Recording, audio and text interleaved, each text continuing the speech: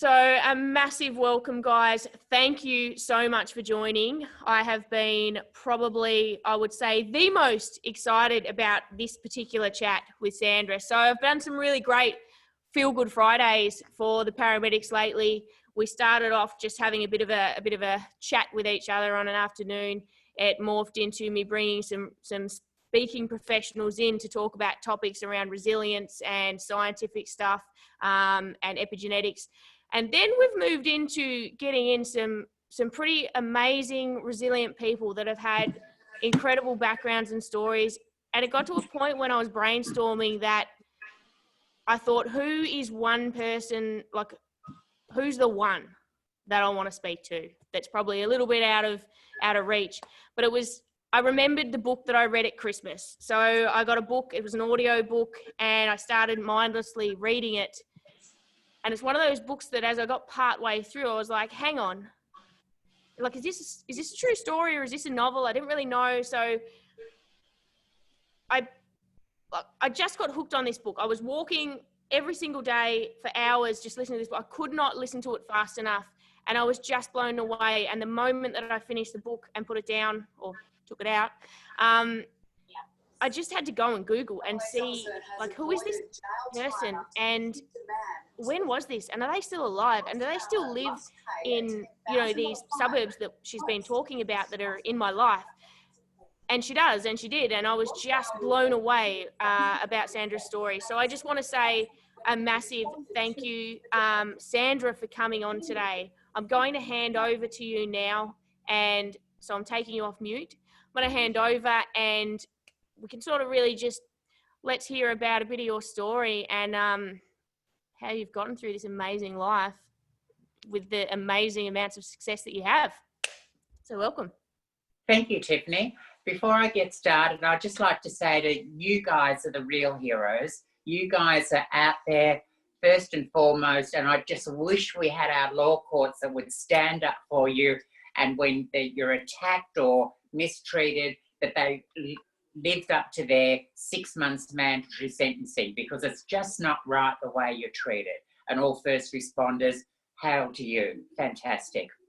Now, the reason I talk about my life is to promote care, compassion, and dignity, respect and kindness, positivity, and the importance of a positive attitude, the power of your mind and how quickly it can change, how worrying about issues doesn't help resolve them, and the importance of looking at the bigger picture in life. From my beginnings, I'm proud of what I have become. Life struggles help you to be a better person. In fact, there's always someone that's worse off than yourself. So we'll now get into the magical mystery tour of my life. So at 7 years of age, I was an adopted child. And the story was that my parents had a daughter and they'd lost a child to stillbirth. And then they ended up told that they couldn't have any more children. And so they ended up adopting me. Well, as it turns out, 2 years later, I think about that time, 2 years later, or 3 years later it must have been, my brother was born. And then 2 years after that, my younger brother was born. And so then they said to me, look, we don't really want you to be part of this family anymore. We made a mistake, and you'll just have to be on the sidelines of the family and not be involved or anything like that. And of course, as a child, you don't know any different, or you want us to be loved. And so you sort of accept what you have to do, and that's it. My father was an alcoholic and is extremely abusive, not only to myself, but to my supposed mother. And anyhow, but I used to climb out of the windows and try and help her when she was being beaten to a pulp. And I thought, you know, many years later that she would come back to me and be my friend, and because I always looked after her. But no, it wasn't meant to be. So anyhow, I thought to myself over the years, how the hell could I be adopted when he was an alcoholic? So he couldn't really adopt in those days, even though it was pretty savage in those days. But the rumours going around that I was told that my father actually got my mother's sister pregnant and she died in childbirth. And this is why they hated me so much. But as I've found out of late, that's not the case. It's not true at all. Because I've found my parents through an organisation called Vanish, who I now work with doing fundraising and things like that, but it's been put on the back burner because of COVID. But I intend raising the profile of that and helping them get more money to help other kids that don't know who their parents are, because it's a valuable service. As it turned out, my mother was all for wanting to see me in the end, but I did put the disclaimer on that if by any reason you feel that this is going to hurt you in any way or whatever, that we cease it as it is, because she's had a lot of years, 3 other children, a marriage, and I don't want to cause problems.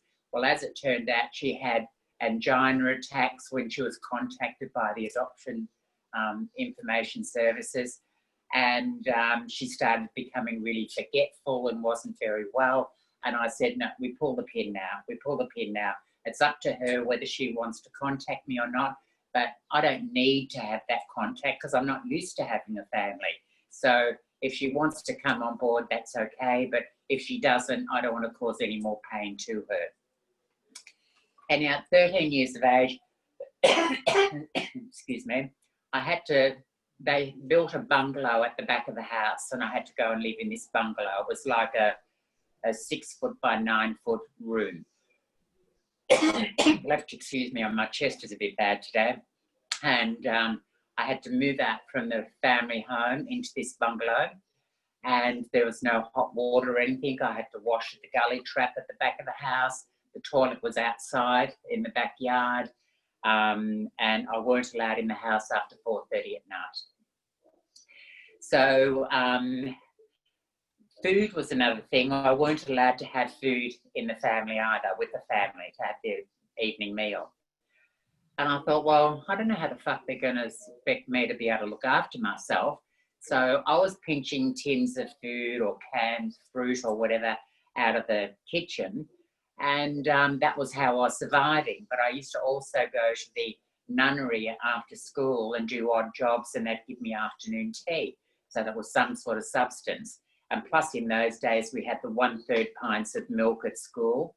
And in winter, they used to put Ovaltine in it. But in summer, they'd let it sit out in the sun and it'd go curdly, and we'd be forced to drink it. So since I don't drink milk at all anymore. But I love cream, so that's a bit weird. But anyhow, so I really had no friends because I weren't allowed to have anyone come to the house or to do anything like that. But I did have a school friend, Mary McMahon, and we sort of become really good friends and things like that. And I just saw her the last fortnight ago because we're working on the second book at the moment. And she talked about things of how I was when I was a child and all this, and I was quite charismatic and everything like that. And we used to look after 80 to 90 kids a week at the National Fitness Council during the school holidays. And the kids were just mesmerised by me, and they'd do whatever I wanted. And we had fun times, you know. It was like a fitness program to keep all the kids going. And from that, then I went to work at, or not work, but there was a church in Butchgrave that I set up a boys' club at night on a Friday night. And so I did that for a few years, and then I can't remember why that closed down or why that finished. It might have been because I was moving on or doing different things in my life at the time. So anyhow, when I was 13 years of age too, the family went to, or was about 14 years of age actually, the family went on a family holiday to Tasmania. And one of the things that I requested was that if I did everything that they wanted done, which was painting the outside of the house. Now, this single-fronted weatherboard house in West Footscray, and I had to paint the whole outside of the house. And so I've always been good with my hands. So I said, yeah, no problem. Bring me back something I really, really want, which was the transistor. So anyhow, I did that, and then also up the road from us was the Westgate Bridge YMCA, and next to that was like a quarry. And in the quarry, they were filling it in to become like football ovals or whatever. And I used to go out there and get bricks out of the tip so I could make a paved garden bed in the backyard.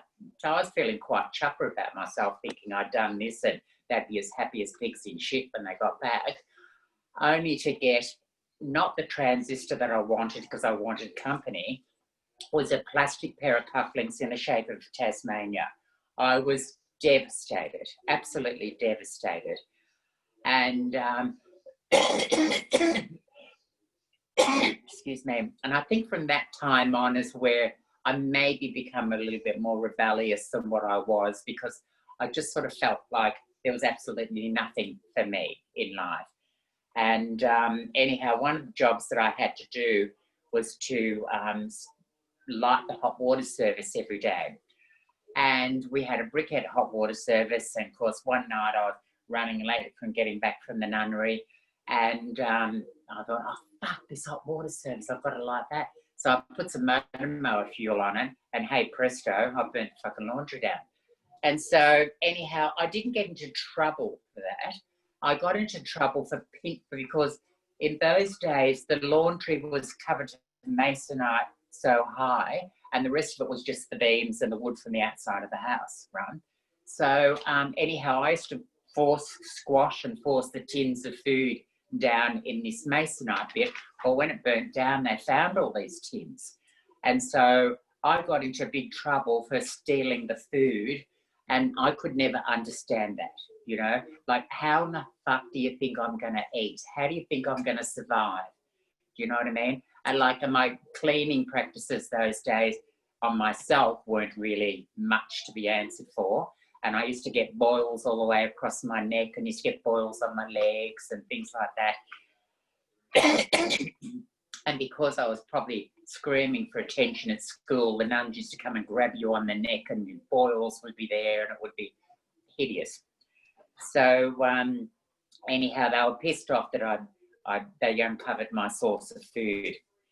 At 17 years of age, it was a wet Monday night, and I got kicked out of home. And in being kicked out of home was because my father wanted me to have a crew cut. And I'd had a fucking gutful by this stage, and I weren't putting up with it.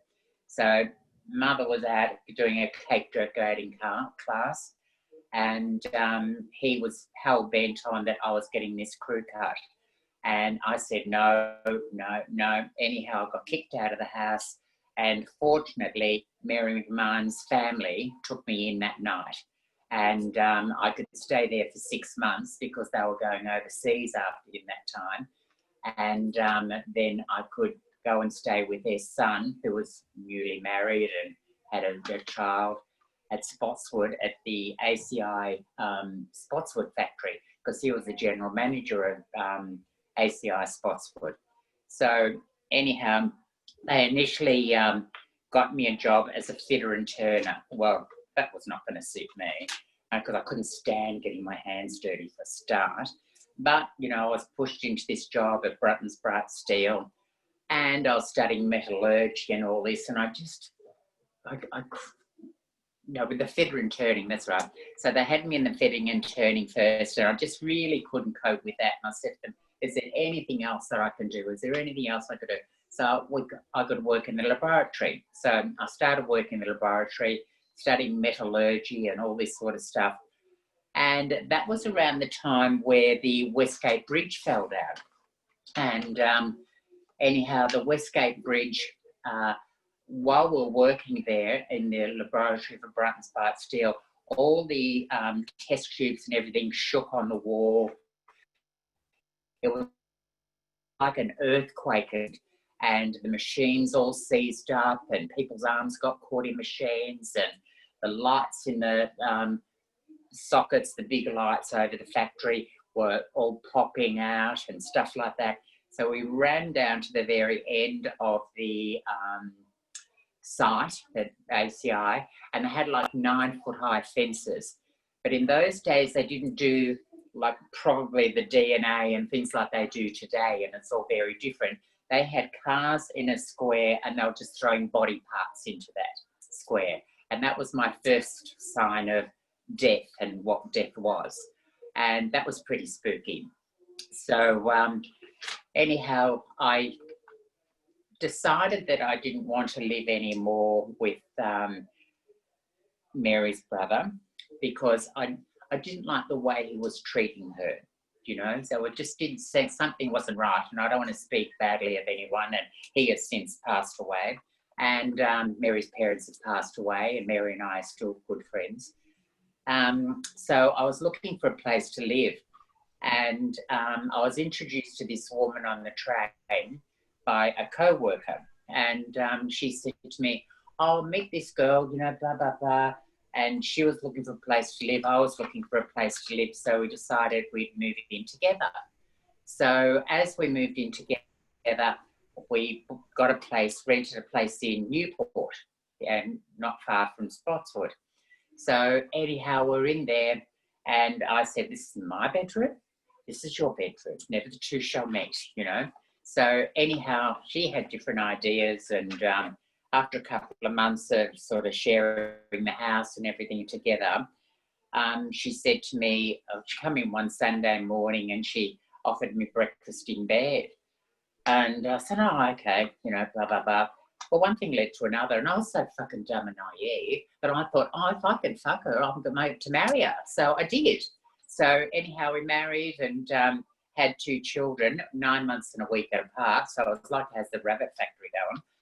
And anyhow, we sort of moved in together. And with about 20 years of age, I had 2 children, which was the 9 months and a week apart. At 22 years of age, I couldn't cope with the whole thing. Like, the first child was just perfect, quiet, serene, gorgeous child, everything. But the second one didn't shut the fuck up, you know. It just cried and cried and cried and cried. And I weren't coping with it because I weren't really coping with the situation as well. And I could have picked that child up and thrown it against a wall without batting an eyelid. And that's when I knew I had to go, because it's not really me to be violent. So anyhow, with that, I decided that it's time to pack the string bag and get the hell out of here. But I'll never forget the fact that as I was leaving, nothing was ever said to the children. And as I was leaving for the last time to walk out the door, my eldest child said, "Bye-bye, Daddy." And that broke my heart. For about 20 years, I never celebrated Christmas. I never celebrated birthdays. I just don't do anything of the kind like that. And so even now, I don't celebrate birthdays. I did celebrate Christmases when I was married to George, and we had his children and the grandchildren and all that sort of stuff. But that's a bit further down the line. So after realising I could quite easily become a child abuser and I had to leave, at 23 years of age, I started going out to clubs and things like that. And like, I hadn't been out for a lot of years or anything like that. And I didn't know what time you go out to a disco or something like that. So I turned up at the Dover Hotel. I don't know whether any of you remember. It's at the Trades Hall Council. It's a hotel there on the corner. And you go up this flight of stairs. And of course, I go bopping in there like a rabbit at bloody 6 o'clock at night. Through the first 2 doors, then you've got where you pay and everything. And then through the second 2 doors, well, there was no one there. But when I opened the second 2 doors, I was shocked because the place was empty and just the bar staff were there. And I said, "Oh, isn't this on tonight?" And they said, "No." They said, "You're new here, aren't you?" And I said, "Yeah, I am. They said, "Well, we don't really open till 10:30, 11 o'clock at night." So I went downtown, coffeed myself to death in the places downtown, and then went back later on. Well, then I go bopping up the stairs again, through the first set of doors, and then I paid my money, and there's a bit of activity and everything happening. And then I opened up the second lot of doors to go in, and there was people everywhere in there. And it was the first time I'd ever seen two men and two women together and all this, and the look on my face must have been priceless, because there was a table next to me and they said to me, "Oh, this is your first time here, isn't it?" And I said, "Yes." So they took me under their wing and become friends and stuff like that. And we started talking about things and whatever. And I had seen drag shows, but I had no idea that they could be real. You know what I mean? Because they always had the big chokers around and their tits were like rocks. And so I thought, oh, this must be all plastic. So anyhow, as I learn a little bit more, that it was mentioned that you could be transgender. And I thought, oh, this is interesting. And it was sort of like a light went on, you know? And I thought, oh, because I never saw myself as gay. I saw myself as effeminate. But I didn't think to myself, I weren't into men being with men, if you know what I mean. I was just a person. I'm not really a sexual person. I'm just Sandra, nothing more, nothing less. So anyhow, with that, I ended up chasing down doctors to find out where I could get hormone tablets. And so anyhow, after much, no, finally got a doctor in Alton Street, Carlton, that said, come in and we'll have a chat. So anyhow, I went in and had a chat, and he said to me, you realise that they could take 20 to 30 years off your life because they just destroy your liver. And I said, oh, really? And he said, yeah. He said, I said, well, I could walk out of here now and be hit by a Mack truck and still not have done what I want to do. He said, well, if you still have that attitude in a week's time, he said, you come back and we'll discuss things further. So I said, well, should I make the appointment now then? And so anyhow, I made the appointment before I left and was there next week with bells on. And he said to me, you sure you want to go through with this? I said, yes, I do, blah, blah, blah. And I had a couple of other friends that were starting at the same time. Well, they were off and on, whether they wanted to do it or not. But I carried through. But I got a little bit carried away because I wanted things to happen quicker and I was impatient. Excuse me. And anyhow, I started doctor shopping. Instead of getting just hormones from him, I was getting injections from another doctor. Well, I've got a slight frame and I ended up being 17.5 stone. So I look like this mobile brick shithouse on the move. And people say to me, oh, what footy team do you play for and all this? And I just disregarded the whole thing. But as it went over the years, I've sort of lost a lot of weight again and toned more down to a more normal sort of size. So anyhow, that was interesting starting the transition. And then when I went to the psychiatrist said to me, because a lot of the girls, they used to go over to Cairo and get the operation done in those days.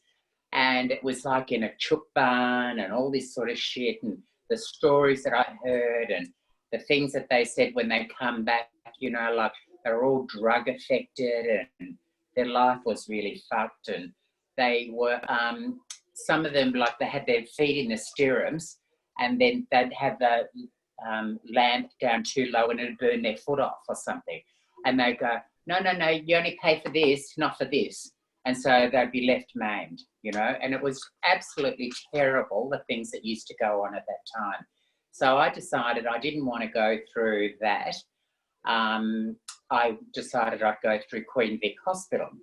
So anyhow, I went through Queen Vic Hospital and they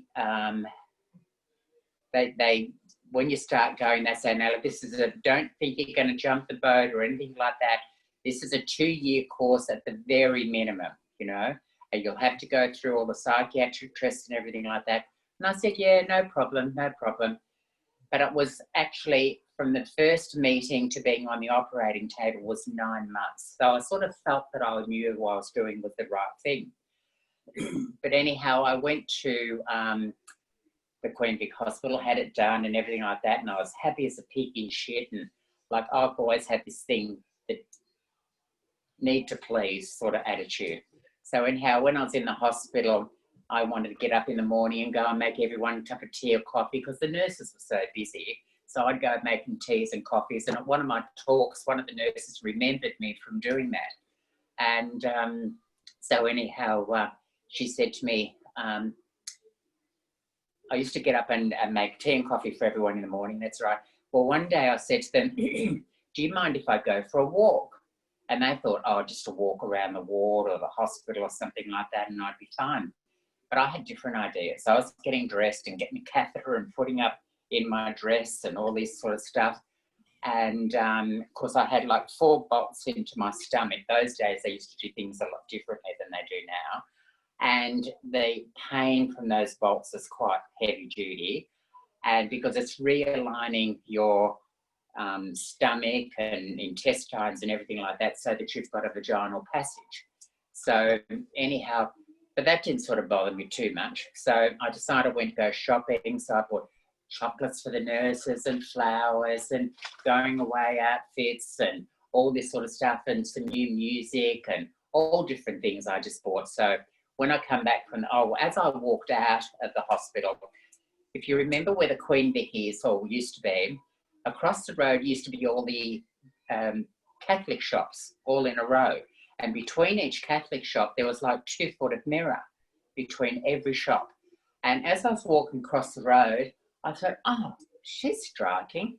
And it was me. And then I knew that I'd made the right decision. I was so, so happy that the decision I'd made. So I went shopping on a real high and everything. When I come back, we're on the 3rd floor of Queen Vic. I didn't bother waiting for the lift. I thought, no, I'm flying up the stairs. So I got the stairs. Well, did I raise fucking hell in the hospital? They were furious with me. You don't realise what you've done. You know, we could have all our funding cut because you took risks and went out shopping and blah, blah, blah. So they had all these psychiatrists and doctors and nurses and all different types of people around me.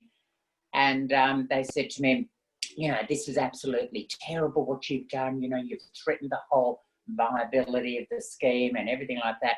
And I said, well, I just wanted to go out. I asked if I could go out and they said, yes. I said, yeah, well, we didn't think you'd leave the hospital. So that was okay. But then about half an hour later, I got into severe, severe pain. I couldn't, and I'm not one to whinge about pain, so I just hung on to the pain.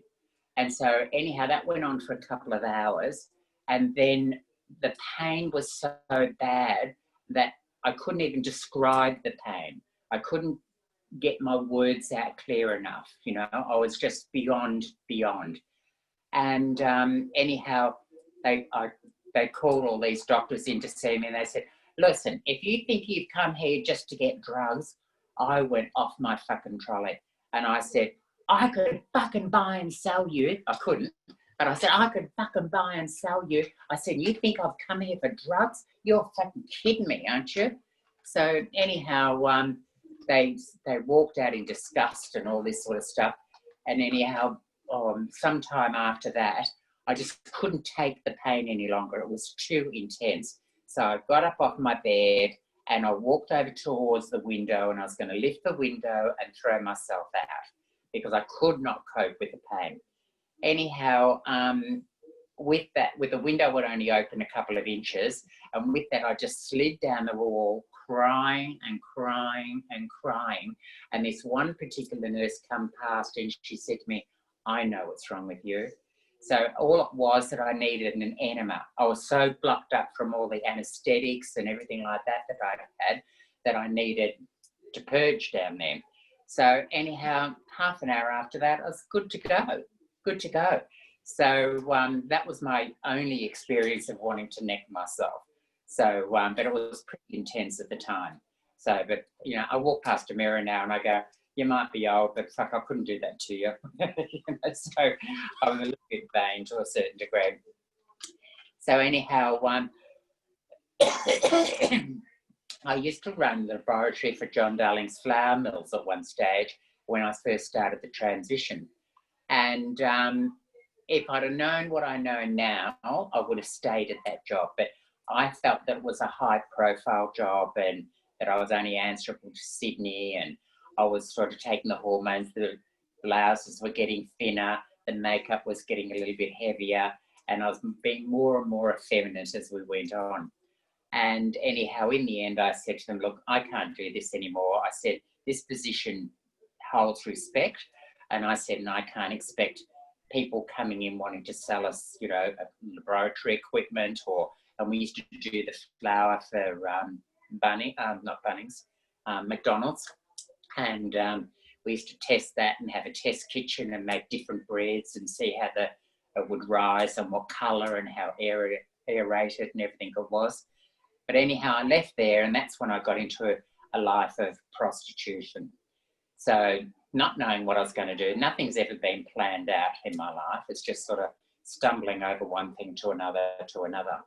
So in the end, I ended up going over to Kalgoorlie to work, and I made really good money in Kalgoorlie. And there's an old saying, a man knows what a man wants and a woman knows what a woman wants. So anyhow, I used to feed off that and take the clients in, and you never really had to do business with them because there was a trick to having false sex with them. And so anyhow, I used to do that, but I used to make a lot of money doing it. And like, you'd get at it because I was on pills and shit like that, because it's a pretty horrible life, but you do it to survive and the money and all that. So anyhow, I used to go and clean up my room in the morning, because in Kalgoorlie, you've got all these rooms in the front of the property that lead out to the street, and then you've got a door in the back that leads to the rest of the home. And then you have all these little letterboxes, room 1, room 2, room 3, 4, 5 in at the back in the family area. And so I'd be room 1, house number 1 in Hay Street, Kalgoorlie. And so anyhow, I'd have letterbox 1, and you have a little Spirina notebook, and you'd write Sandra and how much the job was for, because you'd go 50-50 in it. So anyhow, I'd put that in, and I'd make bloody great money. But when I was going in the morning and I was cleaning up my room, I'd go, oh, no, pick this up. And I go, oh, what's that sneaky 50 doing there? And I go over another one, oh, there's a sneaky 150 there. I think, what the fuck did I do last night? You know, because I had all the money that was in the letterbox, and plus, well, what I'd found in the room. Well, I wasn't declaring that hell or high water. That was my money. I'd worked my guts off of that. So I ended up making good money, enough that I could fly back and forwards and get doctors to give me pills. Mandy's in those days. We used to have Mandy's Major Randy. And so I used to come back and get scripts and scripts and scripts of that, and go back to Kalgoorlie and excuse me, and then do my job.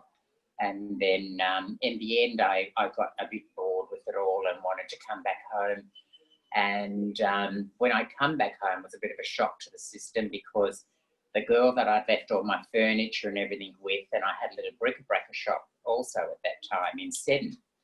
And she turned into a junkie and sold everything.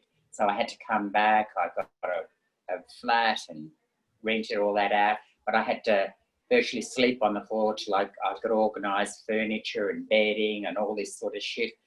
And so I got all that together and sort of haven't looked back since. You know, I've just prospered from there to there. So and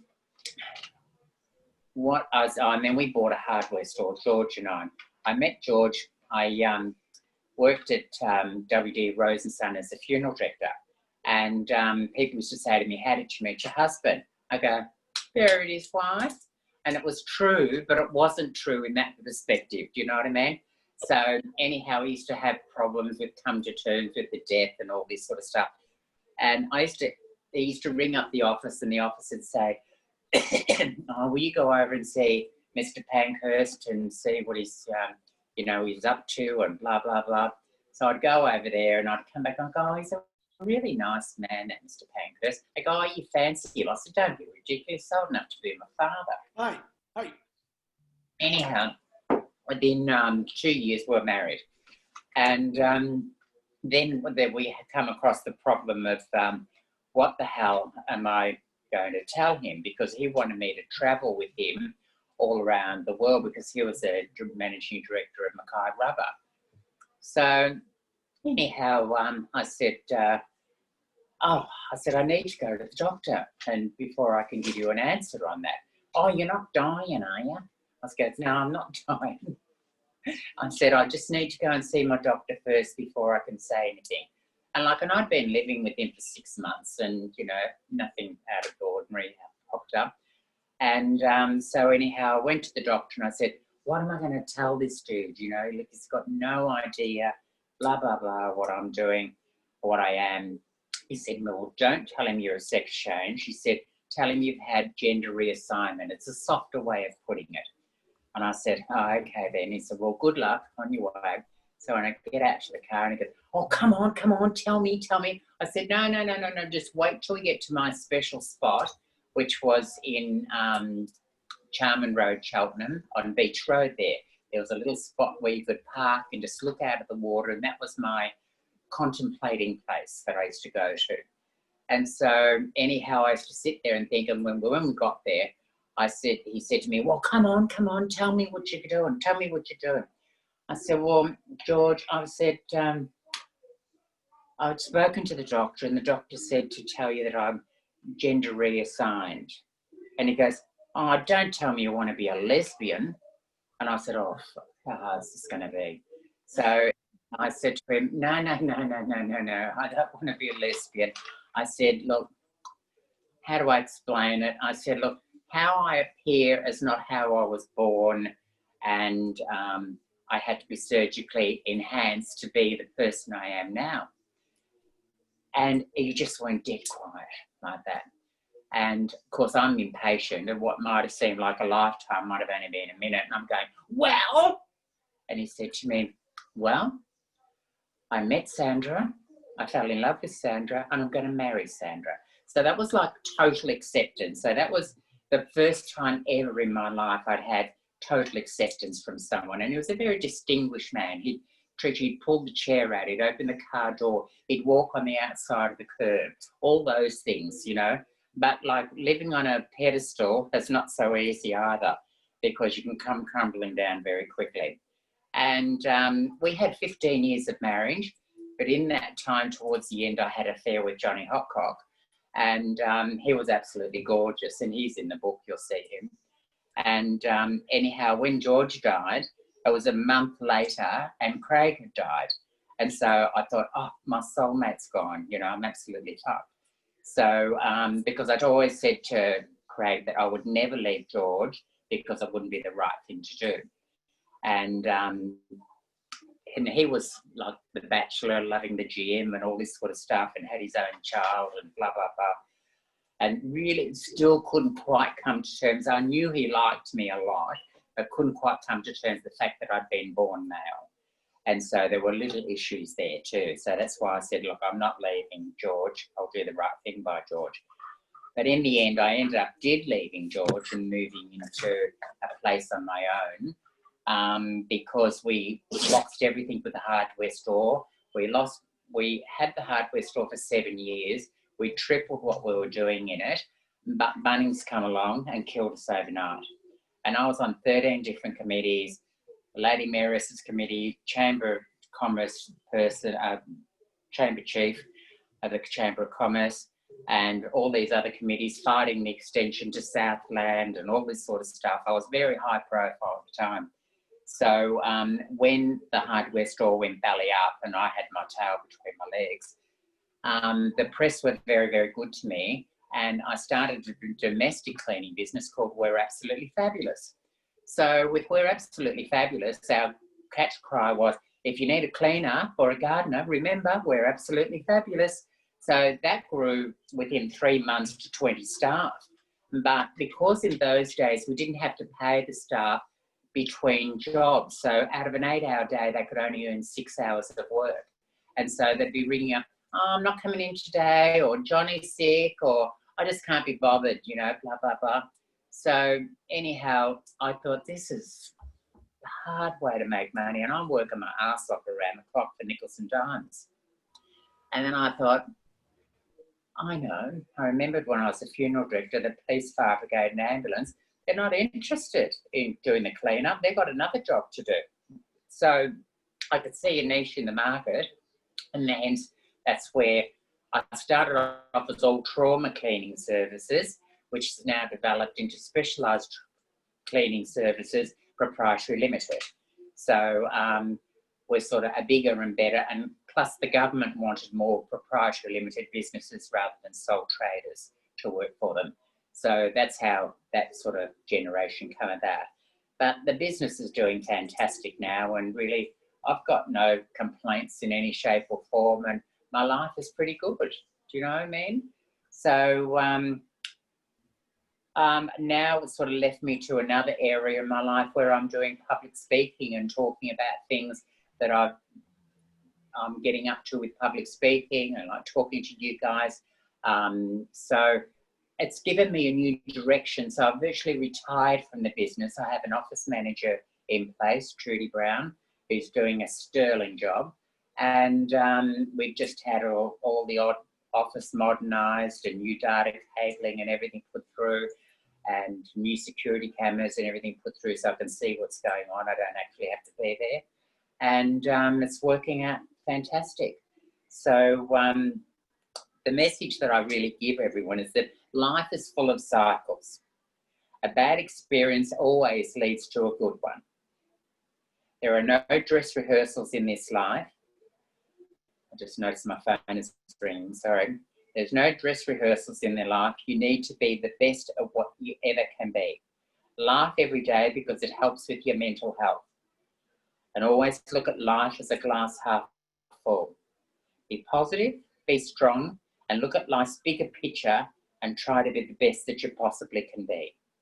Now, can I open up the floor to anyone to ask questions? Because I'm an open book and I'll just tell you as it is.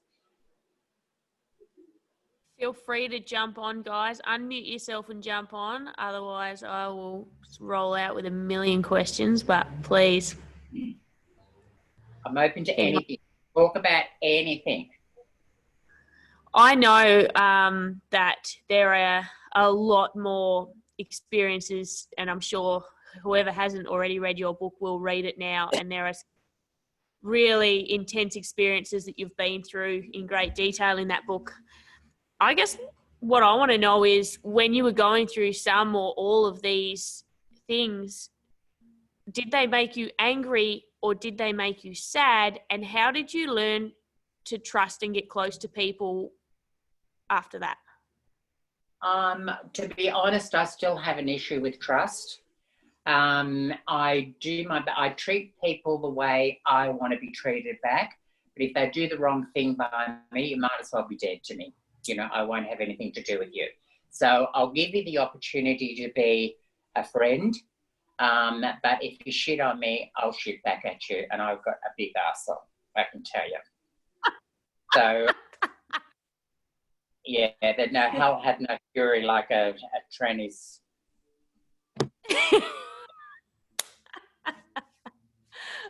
Just as poised as I told people you were. What was the other question I had? How do you... Was there anyone that inspired you? Was there anyone that looked up to you that drove you towards being the person you wanted to be? Strangely enough, it's Ita Buttrose. And I did a talk with Ita last year as one of the speakers, and she was there. But I absolutely fell apart. I think I was a bit starstruck, and I was hopeless, absolutely hopeless. Couldn't remember anything. I felt like a real dumb suck. Do you know what I mean? Like I get it together. But I admire her for getting through the lisp and getting through to be a high achiever as she was. And I've always looked at her as a bit of a role model. Yeah, amazing. Yeah. What if there was one message, like the number one-liner that you would want people to take away after they hear you or meet you? What is that one thing? The one thing I like is hearing back is that I'm raw, I'm inspirational, but don't take your kids because of the language. And I don't shy on that. The language is me. It's the way I am. I try my best when I'm at a function. I've got to behave myself or whatever. But, you know, I'm just me. I can't put on airs and graces and bullshit like that. I'm Sandra. Nothing more, nothing less. See, I don't... The word you're looking for, transgender. genuine is the word you're looking for. You're just. I hope so. I hope so, because like, I just want to be me and prove that, you know, I'm not into this gender fluid business and all this, and I'm not into the what's the alphabet for all the LGBTQ468. And I'm not into all that, because I think they're brainwashing us to a way that there's only a small segment of people that are creating all the dramas. Like, we've got to have pronouns and we've got to have this, and we can have unisex toilets and everything. Well, I, for one, like to use my own toilet, and I don't like to go into a men's toilet. And also, who are you to tell me how I'm going to think? Like, we're getting to a stage where we have to think about everything we say and do, because we might offend someone. So how does this allow us to have free consultation with someone without feeling like we're going to offend them? Like, your name's Tiffany. I refer to you as Tiffany, not he, Tiffany, or she, Tiffany, or it's Tiffany. Like, I'm Sandra, nothing more, nothing less. And I think that's what we should do. We should stop putting these barriers up to create things that are more awkward. And like, a girlfriend of mine, she picks up her granddaughter from school, and one day she said to my friend Sue turned around and said, "Oh, you're a little bit late today." And she said, "Did you have detention?" She said, "We don't have detention, Nana. It's reset." And I thought, oh, fuck. You know, we're changing the English language from underneath us, and we don't have a say in it because of political correctness. I'm not into political correctness. I think we should be as we are. And if you take offence, suck it up. You know, like the School of Hard Knocks where we grew up in, we didn't have all these complex situations and kids wanting to kill themselves because something happens on a dime and it doesn't go with their plan of life. Toughen up. Look at life through eyes that, you know, that this is only one hiccup in your life. You're going to have fucking thousands of them by the time you're finished. Oh, man. Mel says all people need to be like you. Because I do have a different stance, and I don't believe we should be changing birth certificates unless you've had a gender reaugmentation, because like, it's, to me, I can see it being problems. In New South Wales now, if you're a girl, you get 10 extra points on your score. Well, you know, before long, Tom's going to be Mary, and Mary's going to get the 10 extra scores. Then they'll change their name back by default, and it's fraudulent. It's wrong. You have to work to achieve things that you want in life. Things aren't just given to you. And this thing about everyone winning a prize so that no one gets hurt, get over it. How do we teach them resilience? How do we teach them to be strong and succeed in life? And there are rewards for succeeding. You know, if you're half-assed about something, you're not going to get anywhere. We're teaching them the wrong things. Spot on. Totally. Yeah, Totally. How I see it. I think we're doing everything wrong. Well, unfortunately, it's unelected bureaucrats that are doing this, and they're changing our vocabulary, changing our way we act and talk and everything, and it's wrong. They're not elected. How can they do this? And how can the politicians allow it to happen? You have this, what comes across as a completely innate high level of empathy and understanding and kindness, where you go into, and I know with the trauma cleaning especially, where and dealing with hoarders and people that we don't understand their situation and you wouldn't understand their situation. Is that something that you worked on, or is that just as innate as it feels?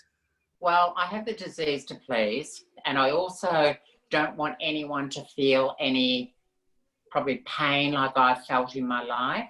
And if I can help them and encourage them, like, I don't go to a hoarder's house and tell them, we're going to do this, this, this, and this, and this, because you're not coming to my house and telling me we're going to do this, this, and this, and this. So I put to them a couple of suggestions and say, what about suggestion 1 or suggestion 2 or suggestion 3, blah, blah, blah. And they'll go, oh, I think suggestion 2. I say, fucking great idea. you know, and make them feel they're part of the decision making. And you'll find them more amiable and you can work with them. But it's not for me to tell you how to live, but it's for me to help you have a healthier lifestyle so that you can live a bit better. We had an example of a woman who was elderly, and she didn't have the mental aptitude to be able to ring maintenance to get her house fixed. And she had a sewage overflow and she had flooding and all this sort of stuff. And it got so bad that we got called in by the government to have a look at it. And anyhow, we looked at it and we thought, oh, you know, it's pretty bad, you know, blah, blah, blah. She was so resistant. She didn't want it happening. She kept putting obstacles in the way. She wasn't answering her door when we turn up and all this sort of shit. In the end, we got, you know, the authorities over and we got into the place. But as we started cleaning it, it was apparent that it was covered in black mold, which was really unhealthy for her.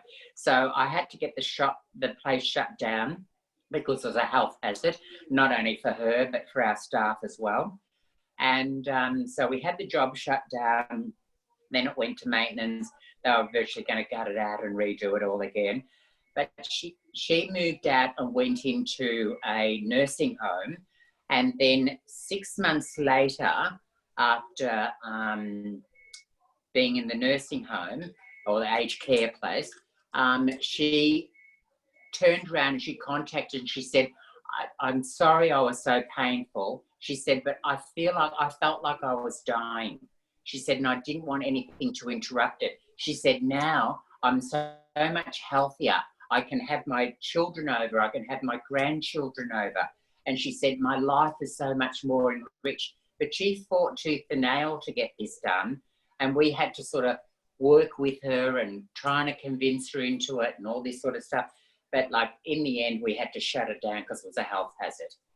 But, you know, there's a lot of people with mental health issues that shouldn't be in private housing. They need to be in care. And we are so irresponsible as a community that we allow people to have to be on their own. And the amount of deaths through approaching police and things like that, and they get shot and everything, you can't blame the police. You blame the community services because there just aren't enough of it.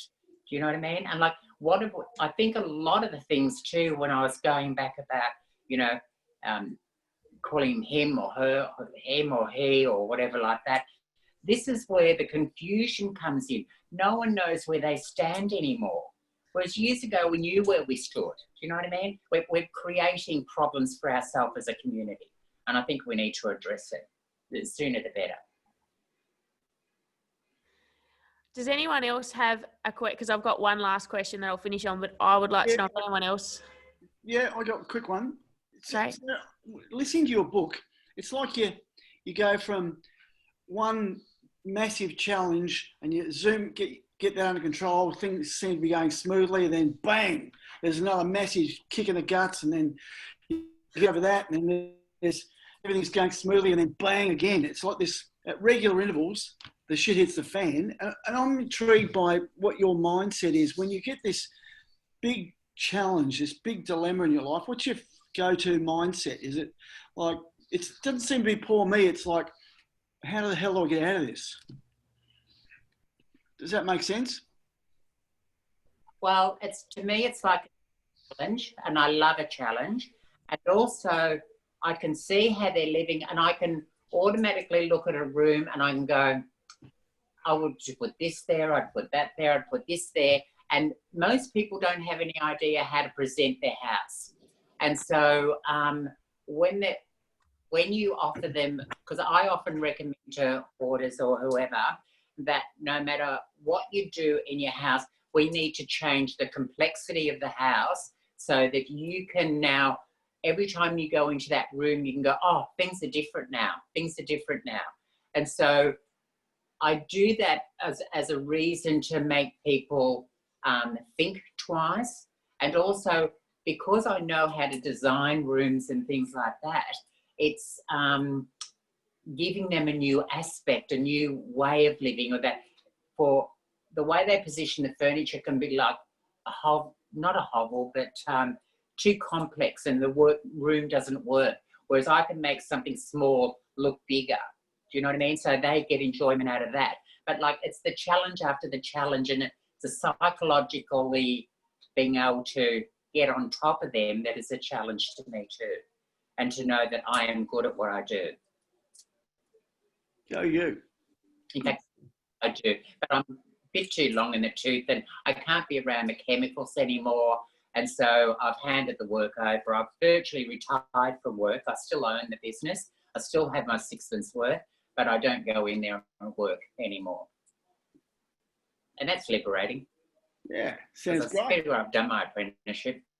Yeah. I can't wait till I can say the same, eh?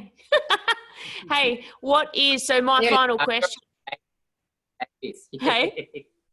My final question is, what is in store for Sandra Pankhurst for the next 12 months? What's next?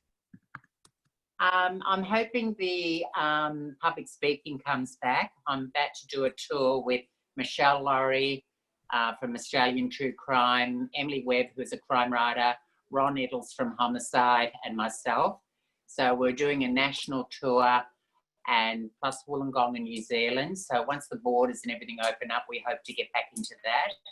I'm in works of doing the second book, which is a more in-depth look to me as a child and as the things that have gone on, because like when I was in having my lungs done 2 years or more now, I got embezzled 150,000 out of the business, and I thought I was going to lose the business, lose my house and everything, and I've got back on top of that, so we're well and truly in the black now, thank God.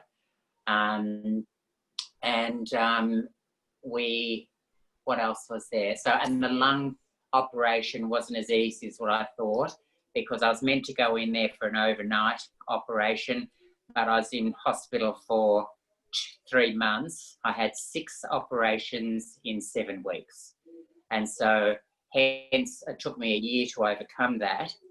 And now I'm looking to enjoy the health that I've got. But unfortunately with COVID and being closed down and having nowhere to go and being very particular about where I went because of my lungs, I've become extremely lazy, and I'm in bed till probably 10 or 11 o'clock in the morning. I get up and have breakfast and I lie on the couch for the rest of the day.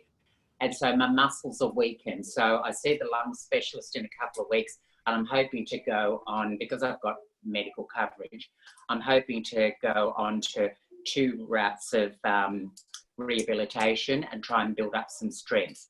Because I had someone in the car the other week. We went down to Geelong to see Mary McMahon for the book, and I leant over to put my handbag on the back seat of the car, and I strained all my arm. So it's been sort of hurting, you know what I mean? So I've got no muscle strength at all, and I need to build that up. So there's a fair bit to talk about. And no doubt, I don't even have to leave the house and shit happens. So, you know, there's be another story somewhere. I cannot wait to read the second book. I will be eagerly awaiting the release of that. I think you'll be hugely successful on the speaking circuit, and I'd love, I'll be launching these into a podcast soon, and I would definitely love to have you back and go into depth with a few more of your experiences on that again. So All right. You're open to it. If anyone's got any final questions, speak now, or we will farewell the lovely, amazing, inspirational. Doesn't anyone want to know what my first sexual experience was like as a woman? It was fucking cool. Like when you're using glass dildos to open yourself up, it's a freaky experience. And then when you've got some Johnny Hotcock on top of you wanting to do the business, you're freaking out that all your zippers are going to come undone. I mentioned that one night when we were at St Kilda Town Hall and Michelle Laurie was there. And anyhow, Michelle Laurie turned around and she said, what was your experience like? I said, well, shit ass. And she said to me, oh, so you're a real woman then. Yeah, join the club. Yeah, always first time. That is fantastic. All right. Well, I think that everyone's comments are just, yep, thank you very much. John Burby said he knows a good PT for you. Work you do. Pardon? John said in the chat box he knows a good PT for you. Good. I think we might have discussed this the other night when we were having a big old yarn, actually. I do, and I think the name Tiffany Cook come up. I think there was Tiffany Cook, burpees, and quite possibly some gin and tonic thrown into the conversation as well. Gin or tonic, a scotch or red. Of course it is. Oh, fantastic. Well, a massive, massive thanks again. Thanks. And thanks everyone for joining in and having a listen. This recording will go out to the Paramedics Network, and a lot of the guys jump on and listen to it afterwards. Yeah, that's it from us. Thank you, and thank you, everyone. You're very welcome. Sandra, Thank you. Bye, guys. ciao.